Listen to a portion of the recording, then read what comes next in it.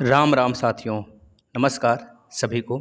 सभी का बहुत बहुत स्वागत है अपने करेंट हेवन के यूट्यूब चैनल पर। साथियों, आज आपका साइंस का 11वां लेक्चर है। यह सारे बच्चों के लिए है, चाहे आप जिस भी एग्ज़ाम्स की तैयारी कर रहे हों, चाहे आप आने वाले यूपी टेट की तैयारी कर रहे हों, चाहे आप सुपर टेट की तैयारी कर रहे हों, चाहे आप आने वाले लेखपाल भर्ती की तैयारी कर रहे हों, या फिर आने वाले ग्रुप टी या फिर किसी भी एसएससी लेवल के एग्ज़ाम की तैयारी करते हों।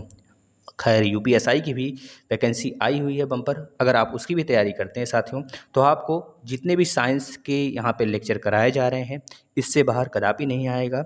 करंट अफेयर के जितने सेक्शन हो रहे हैं चैप्टर वाइज यानी कि टॉपिक वाइज, उसको भी आप फॉलो करिए। डेली 6 बजे सुबह आपका करंट अफेयर आता है, आप उसे भी फॉलो करें। और बाकी के क्लासेस जो आपके यूपी टेट के हैं, बहुत जल्द ही स्टार्ट कर दिए जाएंगे जैसे ही फॉर्म का अनाउंसमेंट होता है। हिंदी पूरा पढ़ाकर ख़त्म कर दिया गया है साथियों। आप देख सकते हैं एसएससी जीडी वाले बच्चे या फिर किसी भी एग्जाम्स की तैयारी आप करते हो साथियों, आपके लिए बेहद इंपॉर्टेंट सेशन रहने वाला है। यहाँ से कोई भी प्रश्न बाहर नहीं आएगा। चलिए हम लोग स्टार्ट कर लेते हैं। अब आप लोग की बारी है, आप लोग शेयर करेंगे। अगर अभी तक बेल आइकन पे नहीं क्लिक किए हैं तो बेल आइकन पे क्लिक कर लेंगे नोटिफिकेशन पाने के लिए। आज का पहला प्रश्न है, तरल पदार्थ का घनत्व गर्म करने पर। देखिए, जो तरल पदार्थ होते हैं उनका घनत्व में क्या फ़र्क पड़ता है अगर हम उसे गर्म कर देते हैं। दोस्तों, जितने भी तरल पदार्थ होते हैं, जैसे मिल्क हो गया यानी कि दूध हो गया, पानी हो गया, तो बताइए उसके घनत्व में क्या फ़र्क पड़ता है अगर उसका गर्माहट बढ़ा दिया जाता है। हमने कल आपको एक संकेत के रूप में, एक ग्राफ के रूप में बताया था। अगर 0 डिग्री से 4 डिग्री सेंटीग्रेड तक हम लोग आते हैं तो हमारा घनत्व क्या होगा दोस्तों, 4 डिग्री पर सबसे अधिक होता है। जैसे और ऊपर जाते हैं साथियों, तो वैसे ही हमारा घनत्व क्या हो जाता है, बिल्कुल कम हो जाता है। तो याद रखेंगे इसका राइट आंसर क्या होगा साथियों, कम हो जाता है। तरल पदार्थ का घनत्व गर्म करने पर कम हो जाता है। साथ ही आप इसे याद रखेंगे, यह प्रश्न बहुत ही बार रिपीट हुआ है और आगे सारे एग्जाम्स में रिपीट होने की फुल गारंटी लेते हैं। चलिए नेक्स्ट, ऑटोमोबाइल में हाइड्रोलिक ब्रेक के कारण पर निम्नलिखित में से कौन सा सिद्धांत लागू होता है। साथियों, आपने पास्कल नियम पढ़ा होगा। देखिए, बर्नौली प्रमेय तो दाब से संबंधित होता है। पोसियल सिद्धांत हम आपको पढ़ा देंगे प्रकाश वाले चैप्टर में। आर्कमिडीज उत्प्लवन के सिद्धांत से संबंधित है, यानी कि जो आप पानी में डालेंगे, पानी अगर उसे ऊपर की तरफ ढकेलती या फिर पानी में वो डूब जाता है, जो वस्तु को आप पानी में डालते हैं, तो वह वस्तु पानी को उतना ही बाहर निकालेगा, उतने ही भार का पानी बाहर निकालेगा जितनी उस वस्तु की भार होगी। यानी कि अपने भार के बराबर अगर कोई वस्तु पानी की मात्रा को बाहर फेंकता है, बाहर ऊपर उछालता है, तो वही होता है आर्कमिडीज सिद्धांत या उत्प्लवन का सिद्धांत भी होता है साथी। दोस्तों, पास्कल नियम इसका राइट आंसर होगा, यानी कि राइट आंसर आपका सी होगा इस प्रश्न का। पास्कल नियम का मतलब, जैसे कि आपने हाइड्रोलिक ब्रेक सुने होंगे, हाइड्रोलिक प्रेस सुने होंगे, ये किस पे डिपेंड करता है, यह पास्कल नियम पर ही चालू होता है दोस्तों, चलता है। इस वजह से हाइड्रोलिक ब्रेक हो गया, हाइड्रोलिक प्रेस हो गया, हाइड्रोलिक जो आपके ब्रेक्स वगैरह लगते हैं ना, जो बड़े बड़े व्हीकल्स में, जो आपके बहुत हैवी व्हीकल्स होते हैं, ट्रक्स वगैरह, अब तो जो ऑटोमोबाइल के जितने पार्ट बन रहे हैं दोस्तों, वो हाइड्रोलिक ब्रेक पर ही बनाए जाते हैं, जिससे कि चारों के चारों जो पहिए होते हैं किसी भी गाड़ी के, उस पर चारों समान रूप से ब्रेक लगे, है ना। तो इस प्रकार से पास्कल नियम पे यह वर्क करता है साथियों, हाइड्रोलिक ब्रेक। चलिए अगले प्रश्न पे चलते हैं। आप लोग का प्रश्न अगर सही हो रहा है भाई, तो बेहतरीन तरीके से करते रहिए और आप बीच में मत छोड़ के जाया करिए भाई। देखिए, कुछ बच्चे होते हैं, जैसे कि बहुत सारे हमारे बच्चे हैं, जैसे कि सुमन जी हैं और अफरीन जी हैं, राहुल जी हैं और भैया ठाकुर साहब हैं, मतलब बहुत सारे बच्चे हैं और हमारे प्लेटफॉर्म तो अभी छोटा है। खैर, आप लोग हैं तो बड़ा होगा, इसमें कोई चिंता की बात नहीं है। बस आप लोग डेली आया करिए, अपने साथियों को बोला करिए वो भी आएँ। अगर नहीं भी आते हैं, लेकिन आप आना नहीं भूलेंगे। आप डेली 9 बजे आइए, जो बच्चे आते हैं वो कम से कम आएँ। दोस्तों, इस प्रश्न का राइट आंसर बताइए, शीतकालीन में एक मोटी कमीज की अपेक्षा 2 पतली कमीज हमें अधिक गर्म क्यों रख सकती है, क्यों रख सकती है। साथ ही आपको पता है, हम लोग ठंडी के दिनों में मोटे मोटे कपड़े पहनते हैं। मोटे मोटे कपड़े पहनने से अच्छा होगा कि हम लोग 2 पतले कपड़े पहन लें। मतलब 2 पतले कपड़े इस वजह से, एयर गैप बना देता है बीच में जब एयर गैप बन जाता है, यानी कि यहाँ पर दोस्तों इंसुलेटर क्रिएट हो जाता है, यानी कि जिसे हम बोलते हैं कुचालक। जो हवा होती है, जैसे बर्फ़ हो गया, बर्फ़ क्या है, उष्मा का कुचालक है। उसी तरह से 2 कपड़ों के बीच में जो हवाएं होती हैं साथियों, उसमें जो हवा आ जाती है, हवा फंस जाती है बीच में आके, वह हवाएं क्या करती हैं दोस्तों, बीच में बनी रहती हैं, ना ही बाहर की उष्मा को अंदर आने देती हैं, ना ही अंदर की उष्मा को बाहर जाने देती हैं। इस वजह से आपको ठंड कम लगता है, इस बात को याद रखेंगे। या फिर 2 पतली पन्नी आप पहन लेंगे, 2 पतली पन्नी वाले कपड़े, तो उससे भी आपको ठंड नहीं लगेगा। देखते हैं ठंडी में हम लोग बहुत सारे कपड़े पहनते हैं, एक दो कपड़े नहीं पहनते। अगर आप केवल स्वेटर ही पहनेंगे तब भी आपको ठंडी ही लगेगी। अगर आप केवल और केवल अगर मतलब 2 या 3 कपड़े तो पहनते ही हैं लोग, जिससे कि एयर गैप बना रहता है बीच में और आराम से आपको ठंडी नहीं लगती है। इसका राइट आंसर क्या हो जाएगा साथियों? पढ़िए, पहला पढ़िए, 2 पतली कमीज़ें अधिक मोटी हो जाती हैं, अतः ऊष्मा का संचरण को रोक देती हैं। गलत हो गया भैया, यह नहीं होगा। मोटी की बात ही यहाँ पर नहीं है। 2 कमीज के बीच वायु की परत सुचालक रूप में काम करती है। क्या यह राइट आंसर होगा बताइए? सुचालक बोल दिया है ना, तो क्या यह राइट आंसर हो सकता है साथियों? ये सुचालक बोला है, इसमें राइट आंसर नहीं होगा। कि कुचालक बोला होता तो सही हो जाता। 2 कमीजों के बीच वायु की परत रोधी माध्यम के रूप में काम करती है। बिल्कुल यह सही है साथी, आपका राइट आंसर क्या होगा? सी। चलिए अगले प्रश्न पे चलते हैं। देखिए आप घबराया मत करिए, अगर जो भी प्रश्न आपको नहीं आता है भाई, आपको पूरा फुल डिस्कशन और फुल इस पे आपको एक्सप्लेनेशन के साथ दिया जाता है, तो बेहतरीन तरीके से बस यह ध्यान रखिएगा, अगर अब गलत हो गया तो गलत हो गया, लेकिन अब आप सीख गए। अब आगे यह प्रश्न गलत नहीं होना चाहिए। हमारी यह क्या रहना चाहिए दोस्तों? सोच रहनी चाहिए। बस आपको बेहतरीन तरीके से पढ़ते जाना है। इस प्रश्न का राइट आंसर बताइए मेरे मित्रों।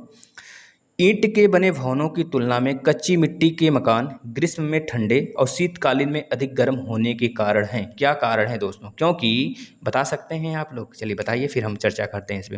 दोस्तों क्योंकि कच्ची मिट्टी बुरी चालक होती है, मतलब कच्ची मिट्टी जो होती है वो ऊष्मा का अच्छा चालक नहीं होता है। इस वजह से आप देखते होंगे कि ठंड के दिनों में कच्ची मिट्टी वाले जो मकान हैं ग्रीष्म में ठंडे हो जाते हैं, ग्रीष्मकालीन में ठंडे हो जाते हैं और शीतकालीन में गर्म हो जाते हैं। दोस्तों याद रखेंगे, क्योंकि यह ऊष्मा के बहुत बुरे चालक होते हैं, अंदर और बाहर की ऊष्मा को बना के रखते हैं। ना ही अंदर की ऊष्मा बाहर आने देते हैं, ना ही बाहर की ऊष्मा अंदर जाने देते हैं।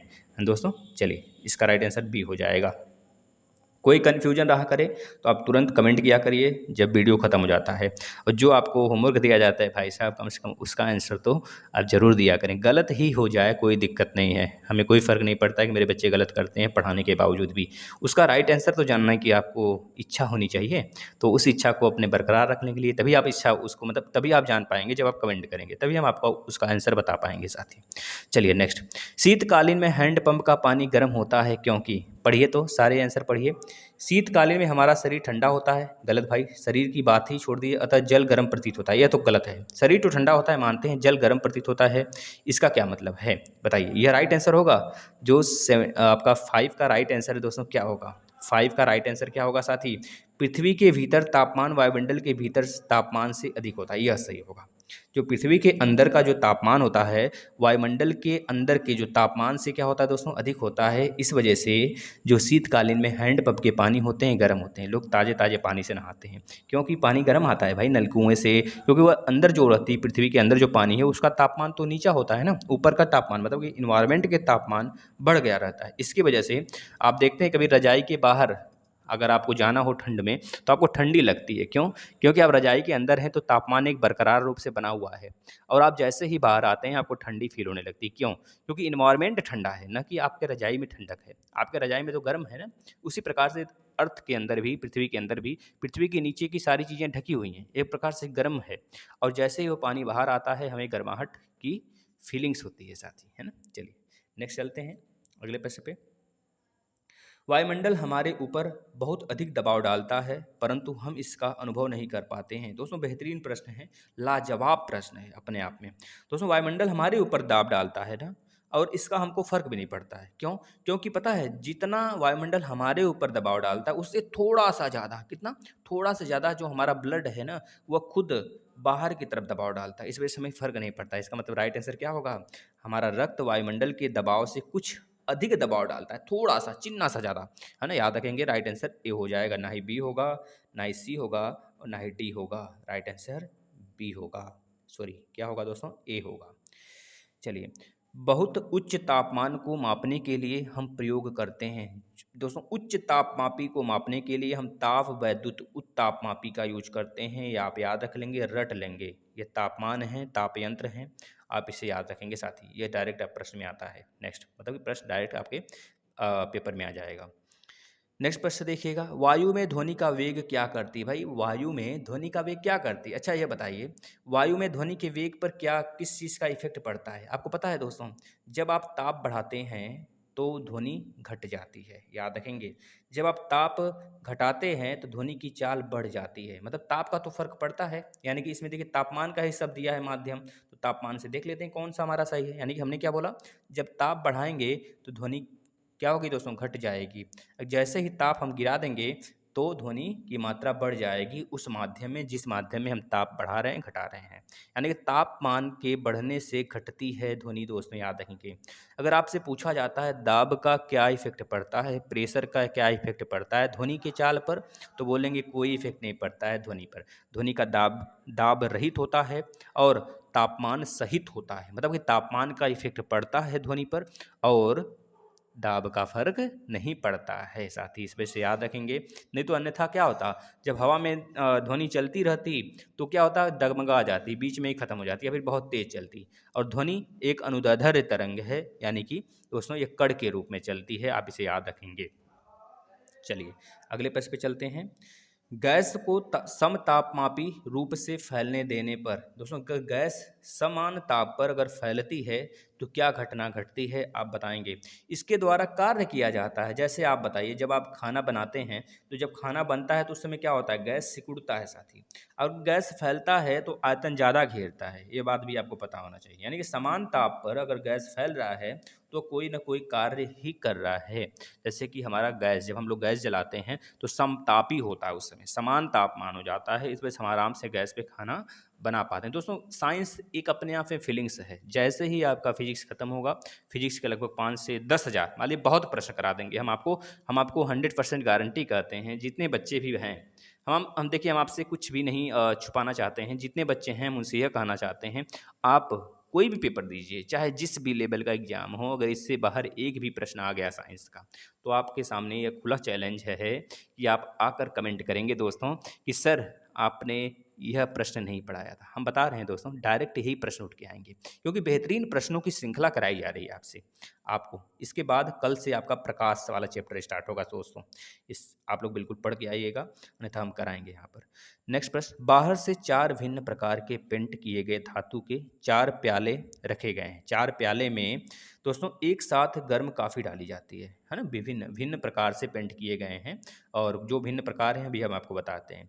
कुछ समय पश्चात किस प्याले की कॉफ़ी सबसे ठंडी पाई जाएगी। देखिए, एक खुदरा खुदरा प्याला है दोस्तों, वह सफ़ेद कलर से रंगा गया है।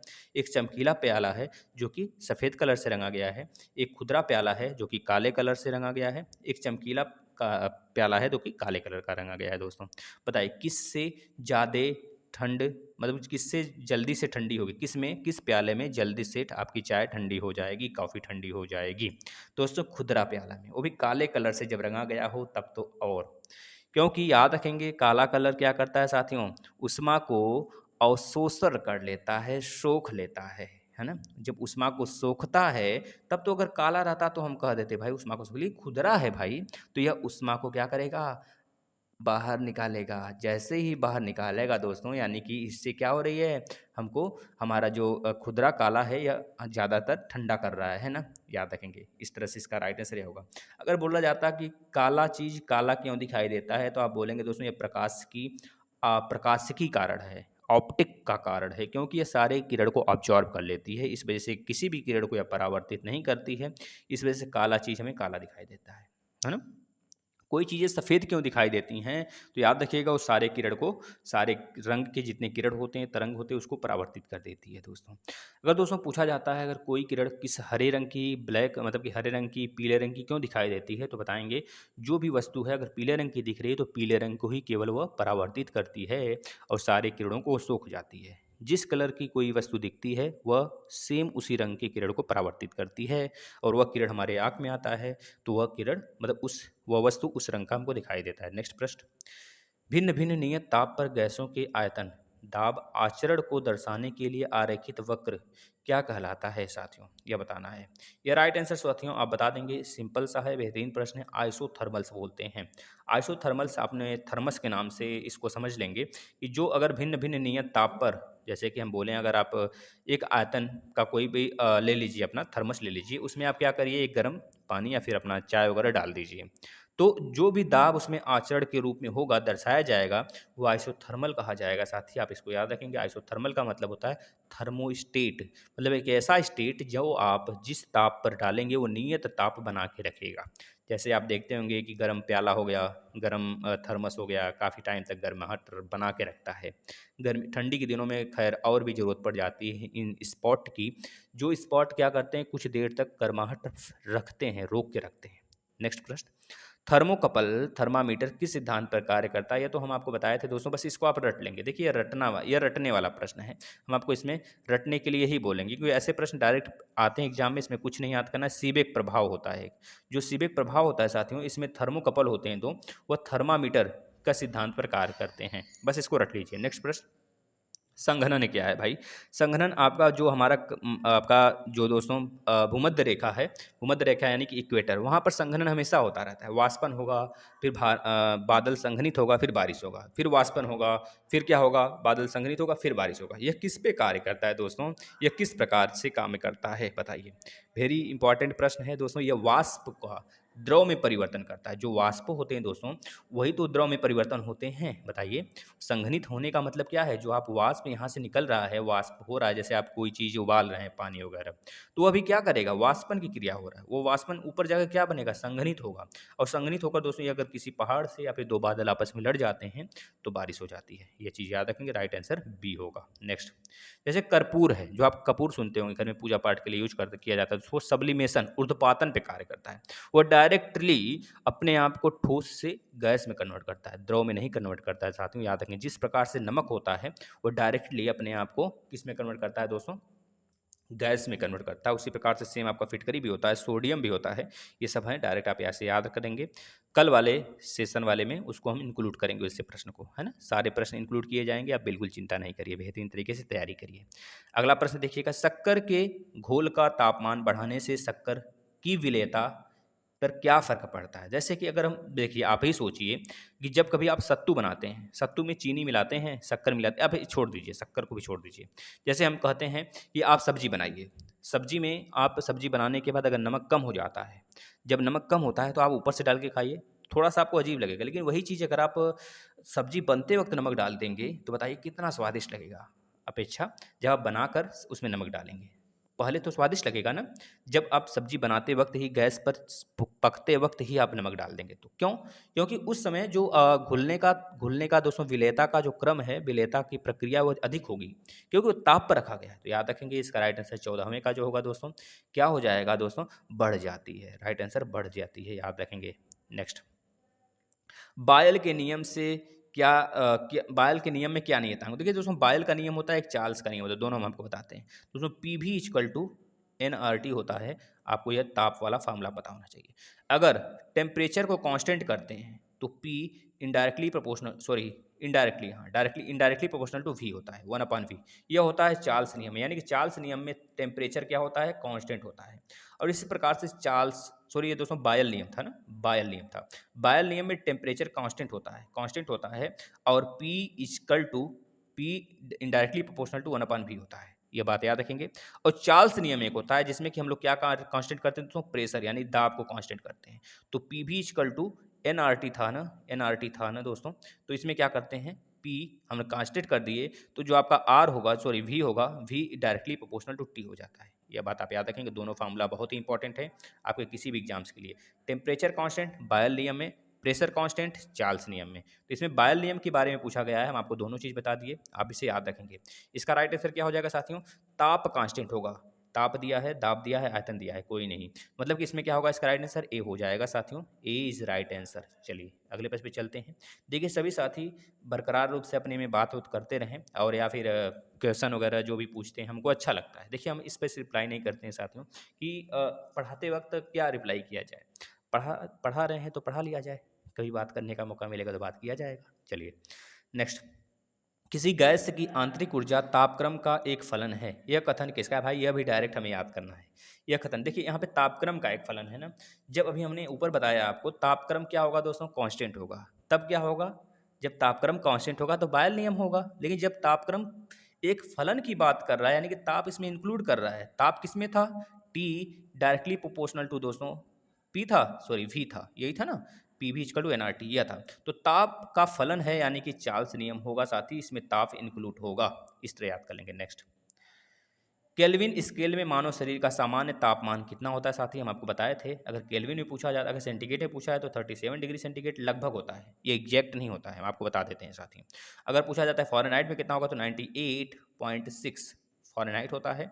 अगर आपसे पूछा जाता है दोस्तों यही तापमान केल्विन में यानी कि एसआई फार्मूला में, एसआई मात्रक में, तो बता देंगे 310 केल्विन होता है। इसके लिए फार्मूला भी हमने आपको बताया था, कौन सा फार्मूला बताया था साथी, C/5 इक्वल टू F-32 अपान में 9 इक्वल टू K-273 K-273 अपान में 5, यही होता है फार्मूला, आप इसे याद कर लेंगे। इसका राइट आंसर क्या हो जाएगा साथियों, 310। चलिए अगले प्रश्न पे चलते हैं। नेक्स्ट प्रश्न देखिएगा, उष्मा प्रवाह निम्नलिखित में से किसके अंतर का परिणाम है। भाई तापमान का अंतर का परिणाम है, यह तो देखते ही आपको क्लिक करना है, कुछ भी नहीं सोचना है, उष्मा प्रवाह की बात ही कर रहा है ना। उष्मा प्रवाह का मतलब आप समझ रहे हैं, जैसे कि हम बोले एक बड़ा सा कोई गोला ले लीजिए, या फिर मान लीजिए एक काफ़ी ठंडा पानी है, मतलब बोल देते हैं कि यह हमारा जो पानी है भाई 20 डिग्री सेंटीग्रेड तक गर्म है, केवल और केवल 20 डिग्री सेंटीग्रेड तक गर्म है, यानी कि काफ़ी ठंडा नहीं कहेंगे तब भी है ठंडा, है ना। अगर बात करेंगे हमने एक कंटेनर में एक और पानी ले लिया, इसमें हमने 80 डिग्री सेंटीग्रेड तक पानी को गर्म कर लिया। अब इन दोनों को मिला दीजिए, जब इन दोनों को मिलाएंगे दोस्तों तो हमेशा और हमेशा जो हमें परिणाम मिलेगा तीसरा बीच वाला, वह 20 डिग्री सेंटीग्रेड से ज़्यादा मिलेगा, 80 डिग्री सेंटीग्रेड से कम का मिलेगा। यानी कि 30 भी मिल सकता है, 40 भी मिल सकता है, 50 भी मिल सकता है, 60 भी मिल सकता है, 70 भी मिल सकता है, इस तरह से बीच में मिलेगा। यही होता है उष्मा प्रवाह दोस्तों, उष्मा प्रवाह का अंतर का परिणाम, है ना, इसे बोलते हैं तापमान। चलिए अगले प्रश्न पे चलते हैं। नेक्स्ट, द्रव तापमापी की अपेक्षा गैस तापमापी अधिक संवेदी होती है क्योंकि, बेहतरीन प्रश्न है, लाजवाब प्रश्न है साथी, ये आपके एग्जाम में आया है तो बता देंगे ये किस पे वर्क करता है। इसका राइट आंसर क्या होगा दोस्तों, इसका राइट आंसर होगा द्रव की अपेक्षा अधिक प्रसार करती है गैस। जैसा कि हमने बताया है, जैसे आप कभी सेंट वगैरह छिड़क के जाते हैं अपने ऊपर, तो क्या होता है उसका विसरण होता है, विसरण यानी कि समझ रहे हैं, वह एक तरह से डिस्पर्स होता है, फैल जाता है पूरे रूम में। डिस्पर्स होगा तो पूरे रूम में महक आ जाती है। इसी प्रकार से गैस होता है जो कि द्रव की अपेक्षा अधिक प्रसार करता है, और द्रव तापमापी की अपेक्षा गैस तापमापी अधिक संवेदी हो जाता है साथी। जैसे देखते हैं, कभी गैस आप खोल दीजिए रूम में, गैस खुला है हमको पता भी नहीं है, जैसे हम लाइटर ऑन करते हैं गैस पूरा लग जाती है, आग लग जाती है रूम में। ये किसका कारण है, ये गैस का ही तो कारण है। गैस तापमापी अधिक संवेदी होती है भाई, सिर्फ यही कारण है, क्योंकि गैस अधिक फैलता है, आयतन ज़्यादा घेरता है साथियों। नेक्स्ट, अब मेघाच्छादित रात की अपेक्षा स्वच्छ व खुले आकाश वाली रात अधिक ठंडी होती है, इसका कारण क्या है, बेहतरीन प्रश्न है साथी। देखिए चालन होता है, विकिरण होता है, और एक आपका संवहन भी होता है, एक संवहन होता है और एक वाष्पन होता है, वाष्पन होता है। हमने आपको कल वाले सेशन में इसको समझाया था, आज फिर से बता देते हैं। चालन दोस्तों केवल और केवल ठोस में होता है, संवहन चालन ठोस में होता है, यानी कि जिसे कंडक्शन बोलते हैं भाई, और कन्वेक्शन होता है, संवहन का मतलब कन्वेक्शन होता है भाई साहब। मतलब इसमें क्या होता है, द्रव और गैस में संवहन होता है उष्मा का।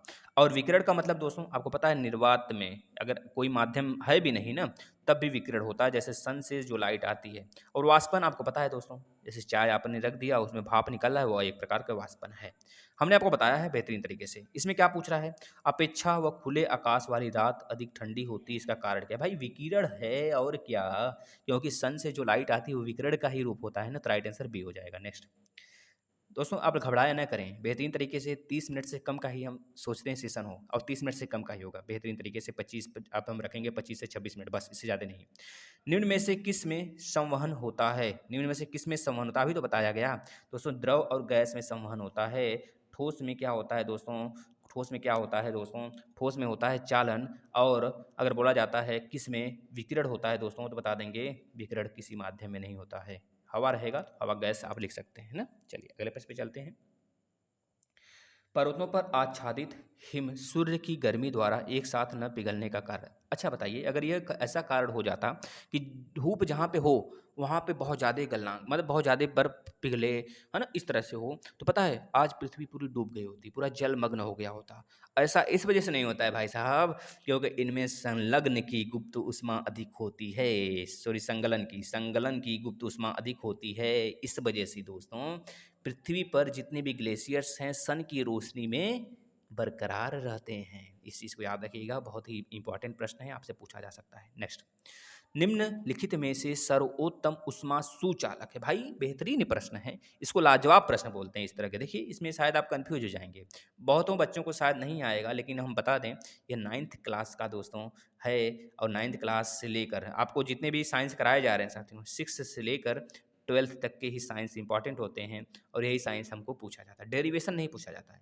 और ये सारे एग्जाम्स के लिए, चाहे जो भी कंपटीशन लेवल का एग्जाम हो, अगर आप बेहतरीन तरीके से सारे टेस्ट फॉलो कर रहे हैं भाई साहब ना, तो बता रहे हैं आप फोड़ के आओगे। अभी फिलहाल में जैसे ही आपकी संख्या बढ़ती है उसी प्रकार हम तुरंत इतिहास के और भूगोल के भी इसी प्रकार से सीरीज चलाएंगे, और आपके जो भी बाल विकास है और आपके ईवीएस है उसका भी चलाएंगे बेहतरीन तरीके से। हम सारा कलेक्शन कर रहे हैं प्रश्नों का, आप बिल्कुल ना घबराइए। हम बेहतरीन तरीके से दोस्तों सारा टेस्ट करा देंगे आपका, और आपको इसी से देखने को मिलेगा। राइट आंसर इसका पारद लगा देंगे, पारद। चलिए नेक्स्ट बेहतरीन प्रश्न आ गया, पहले इसको पढ़ लेंगे। देखिए बड़े प्रश्न देखकर हमको घबराना नहीं है, पहले अच्छे से पढ़ना है, ये आसान होते हैं बिल्कुल।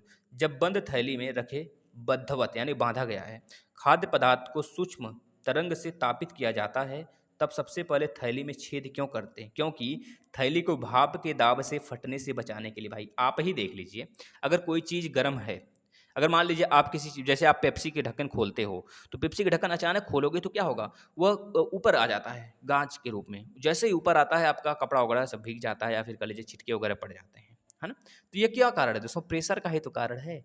अब इस प्रकार से अगर भाप में देखेंगे, ताप के समान देखेंगे, तो थैली का जो भाप है उसको फटने से बचाने के, जैसे आप देखते हैं कभी अंडा वगैरह उबालते हैं या फिर तलते होंगे, जब अंडा को तलते हैं तो उसमें हम लोग क्या करते हैं, थोड़ा सा छेदा कर देते हैं, थोड़ी सी उसमें छेद कर देते हैं भैया, किसी भी माचिस की तीली से उसमें छेद कर देते हैं। क्यों? क्योंकि फटे नहीं भाई, अगर फटा तो पता है जल जाएंगे।